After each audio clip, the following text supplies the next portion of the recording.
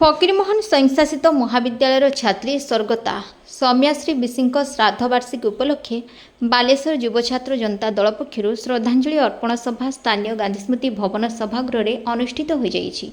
ଏହି ପରିପ୍ରେକ୍ଷୀରେ ବାଲେଶ୍ୱର ଜିଲ୍ଲା ବିଜେଡି ସଭାପତି ଜ୍ୟୋତିପ୍ରକାଶ ପାଣିଗ୍ରାହୀଙ୍କ ପୌରୋହିତ୍ୟ ତଥା ବାଲେଶ୍ୱର ସଦରର ପୂର୍ବତନ ବିଧାୟକ ସ୍ୱରୂପ କୁମାର ଦାସଙ୍କ ନେତୃତ୍ୱରେ ଆୟୋଜିତ ଏହି କାର୍ଯ୍ୟକ୍ରମରେ ଅତିଥି ଭାବେ ରାଜ୍ୟ ଛାତ୍ର ବିଜେଡି ସଭାନେତ୍ରୀ ଇପ୍ସିତା ସାହୁ, ପୂର୍ବତନ ନୀଳଗିରି ବିଧାୟକ ସୁକାନ୍ତ ନାୟକ ସମେତ ଅନ୍ୟାନ୍ୟ ନେତା ଅତିଥି ଭାବେ ଯୋଗଦେଇ ସୌମ୍ୟାଶ୍ରୀଙ୍କ ସ୍ମୃତିଚାରଣ କରିଥିବା ବେଳେ ପୂର୍ବତନ କାଉନସିଲର ବିଶ୍ୱଜିତ ମହାପାତ୍ର ଓ ଛାତ୍ର ନେତା ହରେକୃଷ୍ଣ ପ୍ରଧାନ ବକ୍ତବ୍ୟ ରଖିଥିଲେ।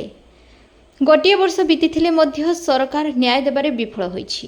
ବିଜେପିର ଛାତ୍ର ସଂଗଠନ ଏବିଭିପିର ଛାତ୍ର କର୍ମକର୍ତ୍ତା ଓ ନେତୃତ୍ୱମାନେ ଏହି ଘଟଣାରେ ସିଧାସଳଖ ସାମିଲ ଥିବାରୁ ବର୍ତ୍ତମାନ ସୁଦ୍ଧା କ୍ରାଇମବ୍ରାଞ୍ଚ ଚୂଡ଼ାନ୍ତ ଚାର୍ଜସିଟ୍ ଦେଉନଥିବା ଏବଂ ସରକାର ସୌମ୍ୟାଶ୍ରୀଙ୍କୁ ନ୍ୟାୟ ପ୍ରଦାନ କରୁନଥିବା ସମସ୍ତେ ବକ୍ତବ୍ୟରେ କହିଥିଲେ। ନିଜେ ମୁଖ୍ୟମନ୍ତ୍ରୀ ଗୃହ ବିଭାଗ ଦାୟିତ୍ୱରେ ଥିବା ସତ୍ତ୍ୱେ ସେ ନିଜ ଦଳର ନେତାଙ୍କୁ ବଞ୍ଚାଇବାକୁ ପ୍ରଚେଷ୍ଟା କରୁଥିବା ଅଭିଯୋଗ କରି ନ୍ୟାୟ ଦାବି କରିଛନ୍ତି।